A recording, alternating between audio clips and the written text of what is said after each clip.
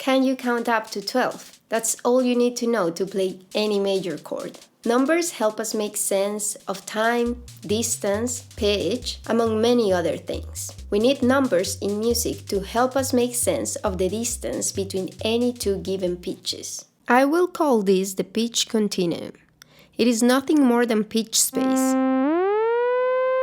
Western music cuts pitch space into 12 equal spaces or 12 pitches. We could cut the pitch space into smaller pieces, but we don't. All these single spaces is units called semitones or half steps, represented by these pink and green stripes or black keys and white keys in the case of a piano.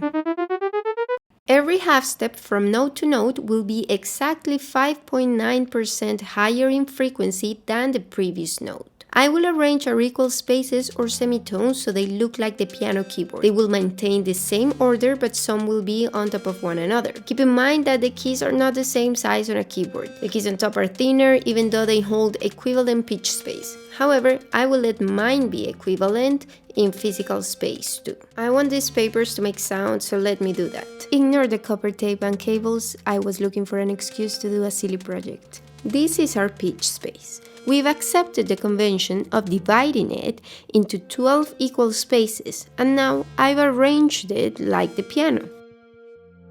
We have a group of 2 black keys, or green in our case, surrounded by a group of 3 white keys, or pink in our case. Then we have a group of 3 black keys, or green in our case, surrounded by a group of 4 white keys, or pink in our case. The piano has this pattern repeated 7 times, plus a few extra keys.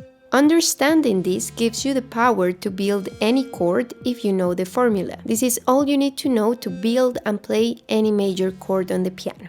Choose a starting point. The start is 0, just like in a meter, because you've not moved position. Now count 4 spaces to the right.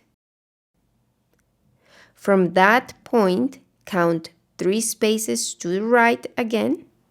If you play each note consecutively, you're playing a melody. If you play all 3 notes at the same time, you're playing harmony. You've just learned the fundamental intervals of functional harmony, which relies heavily on tertian harmony. That is harmony built using intervals of thirds. What is a third, you might ask? Well, you just learned the 2 types of thirds. One is a major third. When you counted 4 spaces to the right, you counted a major third. When you counted 3 spaces to the right, you encountered a minor third. So you've learned a triad. A triad is a set of 3 notes of 2 thirds stacked one upon the other. First a major third, then a minor third. And that's how you get your major chord.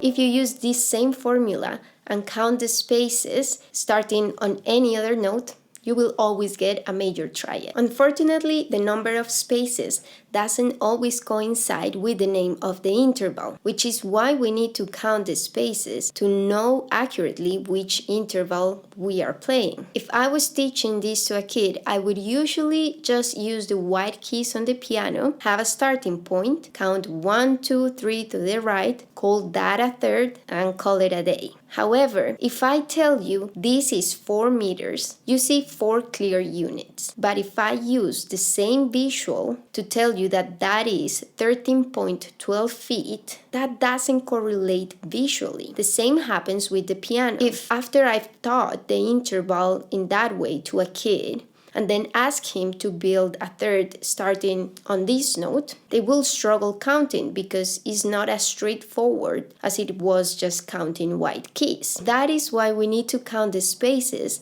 that make up the distance between any 2 given notes, and that is the definition of an interval. If you flip the space count, now you're playing minor triads.